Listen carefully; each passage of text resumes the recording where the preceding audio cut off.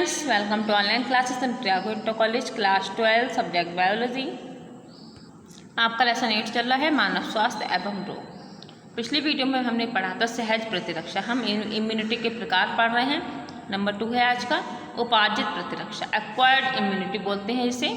देखिए क्या होता है ये एक्वायर्ड इम्यूनिटी रोगजनक विशिष्ट होता है। इसका अभिलक्षण स्मृति है। इसका अर्थ यह है कि ये हमारे शरीर का जब पहली बार किसी रोगजनक से सामना होता है, ठीक, किसी रोग से सामना होता है तो यह एक अनुक्रिया करता है, रिस्पॉन्स करता है, जिसे निम्न तीव्रता की प्राथमिक अनुक्रिया कहते हैं। ठीक है, बाद में उसी रोगजनक से सामना होने पर बहुत ही उच्च तीव्रता की द्वितीयक या पूर्ववृत्तीय एनामिस्टिक अनुक्रिया होती है। इसका कारण यह है कि हमारे शरीर को प्रथम मुठभेड़ की स्मृति है। ठीक है, तो उपार्जित प्रतिरक्षा जन्म के बाद उत्पन्न होने वाली प्रतिरक्षा प्रणाली। आप यहाँ से नोट करेंगे कि उपार्जित प्रतिरक्षा जन्म के बाद उत्पन्न होने वाली। ठीक है, देखिए सहज प्रतिरक्षा थी वो तो आपको जन्म के साथ ही उत्पन्न हो रही, लेकिन यह उपार्जित प्रतिरक्षा होती है वो जन्म के बाद उत्पन्न होने वाली इम्यूनिटी होती हैं। इसे अनुकूल प्रतिरक्षा और विशिष्ट प्रतिरक्षा भी कहते हैं। इस प्रकार की प्रतिरक्षा केवल कशेरुकियों में ही होती है, मतलब प्राणियों में ही होती है। ठीक है, जिनमें कशेरुक दंड पाया जाता है वो सभी प्राणी कशेरुकी के अंतर्गत आते हैं। तो यह प्रतिरक्षा जो है वो सिर्फ कशेरुकी में ही पाई जाती है। अब हम पढ़ेंगे उपार्जित प्रतिरक्षा के विशिष्ट लक्षण। नंबर 1 विशिष्टता और नंबर 2 है इसका स्वयं व दूसरों के बीच विभिन्नता। नंबर 1 पढ़ेंगे विशिष्टता।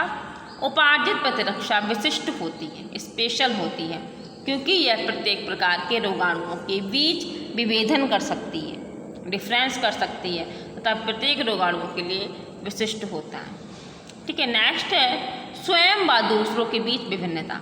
यह बाहरी सूक्ष्म जीवों एवं अणुओं तथा शारीरिक कोशिकाओं एवं अणुओं को पहचान कर उनमें डिफरेंस कर सकती है। जैसे जो शरीर के अंदर के जीवाणु हैं और शरीर के बाहर के जीवाणु उन्हें ये पहचान सकती है, इसीलिए इसे स्पेसिफिक कहा गया है, स्पेसिफिक कहा गया है, विशिष्ट कहा गया है। ठीक है, नेक्स्ट टॉपिक हमारा सक्रिय और निष्क्रिय प्रतिरक्षा, एक्टिव और पैसिव इम्यूनिटी।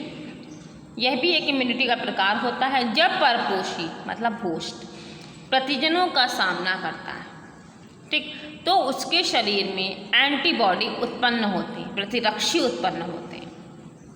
प्रतिजन जीवित या मृत रोगाणु या अन्य प्रोटीन के रूप में हो सकते हैं। इस प्रकार की प्रतिरक्षा सक्रिय प्रतिरक्षा कहलाती है।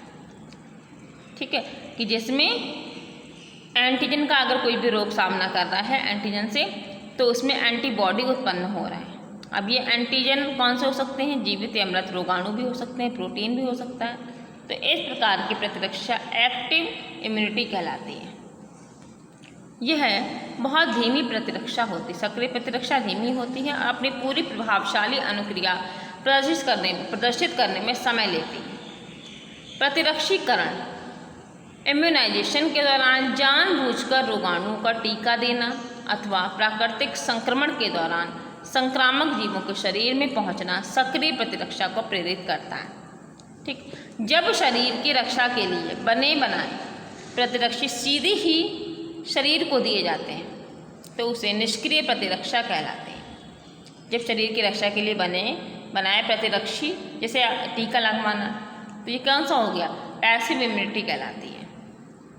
ठीक, जैसे आप जानते हैं कि नवजात शिशु के लिए माँ का दूध क्यों दिया जाता है, कि दुग्ध श्रावण के प्रारंभिक दिनों में माँ द्वारा स्रावित पीले से तरल पीयूष कोलेस्ट्रॉल में प्रतिरक्षी का प्रचुरता होती है। प्रतिरक्षी जो होती है वो अधिक मात्रा में होती है, जो शिशु की रक्षा करता है। जो प्रेगनेंसी के दौरान भ्रूण को भी प्लेसेंटा के द्वारा माँ से कुछ प्रतिरक्षी मिलते हैं। ये निष्क्रिय प्रतिरक्षा के उदाहरण हैं। ठीक है, आप इस टॉपिक को नोट करेंगे। नेक्स्ट टॉपिक आपका नेक्स्ट वीडियो में। Thank you.